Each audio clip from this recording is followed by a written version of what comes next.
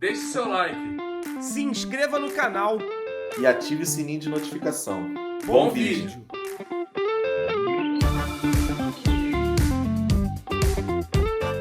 Mas vamos falar de grupo. Acho que é um grupo acessível. Não acho que é um grupo barbado, não acho que é um grupo fácil. Acho que é gato escaldado, falando aqui também.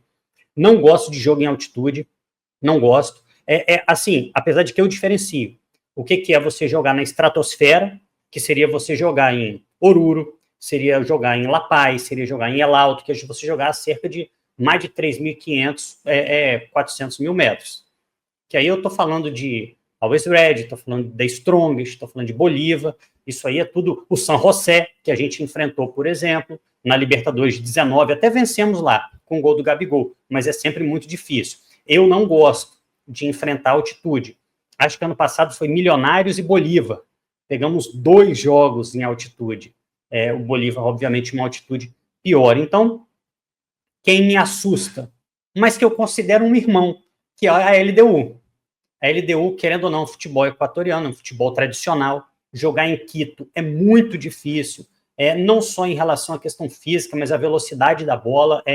Não vamos mentir para ninguém. A LDU praticamente ganhou uma Libertadores dentro de casa. A LDU ganhou uma Libertadores quando a final era em 2 jogos.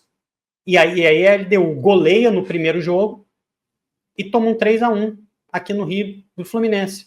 Aí acabou indo para os pênaltis e a história vocês conhecem. Então, eu, pessoalmente, queria fugir da altitude, mas acho que, querendo ou não, é um time que pode ser o grande antagonista desse grupo no Flamengo, mas quando digo grande antagonista é o time que vai dar trabalho em casa.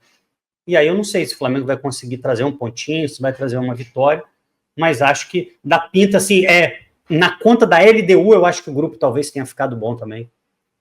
Assim, boa, tinha coisa pior para pegar. Não queria pegar um Bahia, por exemplo, como o quarto do grupo.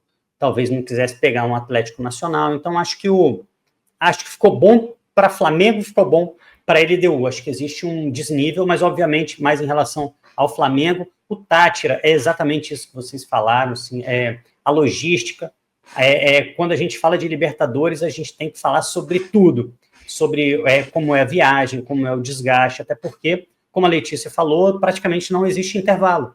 Você tem um jogo de brasileiro, depois você tem um jogo de Libertadores, um jogo de brasileiro, um jogo de Libertadores. Então, essa viagem entra, sim, na conta de uma maneira difícil, mas quando eu olhei para os grupos, um ou outro time eu trocaria, talvez por uma viagem mais acessível, mas para mim, acho que o Flamengo sobra nesse grupo. Acho que sobraria até num grupo da morte, assim, porque quando o Flamengo está bem, a disparidade fica muito grande, mesmo que você tivesse outros times, talvez mais tradicionais ou mais encorpados, mas gostei do grupo e acho que agora a bola está com o Flamengo, mas eu estou muito curioso para ver o que vai acontecer em relação ao controle de carga dos jogadores.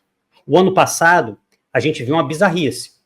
A gente viu o Flamengo ganhar de 3-0 no primeiro jogo de final de Carioca, poupar jogadores pela Libertadores e voltar para jogar o segundo jogo contra o Nova Iguaçu, quando se sagrou campeão carioca.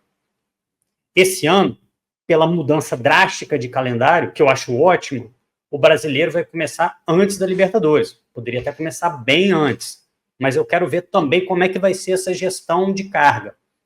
Considerando a viagem longa, o Flamengo vai priorizar o Inter, segurar alguns jogadores contra o Deportivo Táchira para voltar 100% contra o Vitória, vai tentar fazer uma mescla. Eu acho que já a partir dessa semana a gente vai ter uma noção real do que significa de fato dizer o Flamengo prioriza o Campeonato Brasileiro.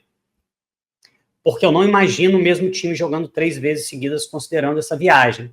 Então, eu vou querer ver aonde exatamente que o Flamengo vai poupar, caso isso seja necessário, né? Caso vá jogar o mesmo time as 3 partidas, coisa que eu acho que não vai fazer, aí essa minha resposta fica mais para frente. Mas, Cleitinho, eu acho que cada vez mais eu tenho um sentimento de que eu vejo os grupos dos times brasileiros e cada vez mais eles parecem ser mais acessíveis.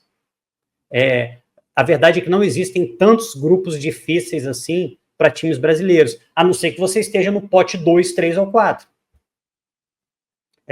Se você está no pote 2, possivelmente você vai pegar um cabeça de chave mais forte. Se você está no pote 4, está vindo da pré-Libertadores, aí é um Deus nos acuda. Aí é seja o que Deus quiser. É o que aconteceu com o Bahia, vai pegar, por exemplo, o Inter. Então, eu acho que o grupo está bastante acessível, sobretudo para esse Flamengo, que é um Flamengo muito, muito consciente daquilo que tem que fazer. Para mim, vai ser uma Libertadores aí, para a gente fazer o dever de casa que não fez no ano passado. No ano passado, o Flamengo meio que se classificou na Bacia das Almas, o que acaba impactando até o futuro da Libertadores, o que te impede de decidir alguns jogos em casa, caso o Flamengo continue avançando na competição. E eu acho que a gente acabou pagando um preço no ano passado por conta disso. Então, aceito esse grupo, Cleitinho, aceito. Se fosse naquela nossa simulação que a gente gosta de fazer, se cai esse grupo, eu falo assim, assino, pode ser esse aí. Então, para mim, tá bom. Essa questão de controle de minutagem que o Rafa estava pontuando, ela é muito importante porque se tem uma coisa que os jogadores do Flamengo vão precisar fazer para aumentar o controle de minutagem, para descansar no jogo, é gol. Não adianta o time se expor, corre, não marca gol. A partir do momento que você não tem uma vantagem, você não coloca a bola na rede, aí o time vai se expor mais fisicamente, mais mentalmente, e o desgaste vai triplicar.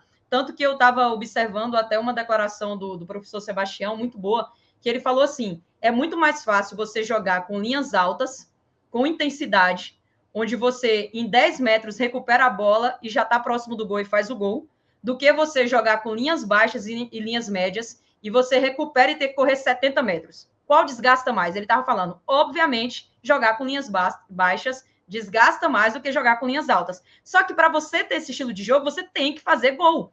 Se você faz 2-0, por exemplo, aí pegando aqui esse calendário que o Rafa estava falando, se você faz 2-0 ali na estreia contra o Deportivo Táchira, no segundo tempo eu posso falar, meu filho, Gerson, vem cá dar uma descansada, De La Cruz eu já te conheço, dá uma segurada, Arrascaeta, vou botar Luiz Araújo no seu lugar, então você também pode dar uma controlada aqui na minutagem e você vai tirando aqueles caras que você sabe que tem um riscozinho maior, que você vai contar muito com ele, que tem uma certa sequência. Aí, beleza, você faz a estreia com o Deportivo, e aí vem no segundo jogo do Flamengo, que é contra o Vitória, que foi o que ele pontuou aqui. Contra o Vitória, como é que o elenco vai chegar? A prioridade é o brasileiro. Se eu consigo, no primeiro tempo, contra o Táchira, que tem suas limitações, fazer 2-3-0, no segundo eu já consigo tirar pelo menos 4 caras para descansar. Esses 4 caras entram contra o Vitória. Faz um bom resultado de início. Eu tenho acompanhado aqui o Vitória e o Bahia, não tenho acompanhado outras equipes, só mais esses dois. E eu estava observando os últimos jogos do Vitória. Tá muito mal. Muito mal. O time está totalmente desorganizado. O Mateuzinho ainda faz alguma coisinha. Tem um Carlinhos que está lá, né, que a gente conhece, mas assim, é muito limitado. Tomou um vareio do Náutico em casa, foi eliminado. E eu estava observando a reta final, assim, jogada sem fundamento, muito chute, a Deus dará para ver o que vai acontecer. Aí agora jogou o início do campeonato, do final do Campeonato Baiano. O Bahia jogou muito mais. 2-0, na minha opinião, até foi lucro para o Vitória. E por mais que daqui um mês, né, tudo pode mudar, eu não vejo o Vitória com essa canja toda, mesmo em casa, para conseguir incomodar tanto o Flamengo. Então, dá para a gente conseguir com esse time titular. Aí, o Vitória também tem que se preocupar, porque eles têm Sul-Americana. Se só tivesse o brasileiro, é um ponto. Mas a gente volta de uma viagem, Rafa, para pegar um Vitória e podemos pegar com alguns jogadores cansados. O Vitória joga com força total contra a Universidade Católica em casa, vai ter que ir com força total contra o Flamengo e viaja para enfrentar o Defensa e Justiça. E o Flamengo joga em casa contra o Central de Córdoba da Argentina, no Maracanã. Então, assim, por isso que eu estou falando que a nossa logística está um pouquinho favorável dentro do elenco que a gente tem. E essa questão de controle de minutagem, para mim, o Felipe Luiz até aqui tem feito muito bem. Não estou dizendo que está 100%, né? Como eu, por exemplo, tem algumas coisas que eu me questiono ali. Teve jogadores que eu pensei que ele pouparia, ele botou em campo, mas enfim. Mas o controle está tão bem feito que De La Cruz, no ano passado, até esse período, ele já tinha feito 11 partidas. Com a minutagem de agora, ele não fez nem 5. Luiz Araújo, no ano passado, tinha 14. O cara não completou 5 jogos. Então, assim, isso mostra que todos estão conseguindo jogar, ter ritmo e descansar.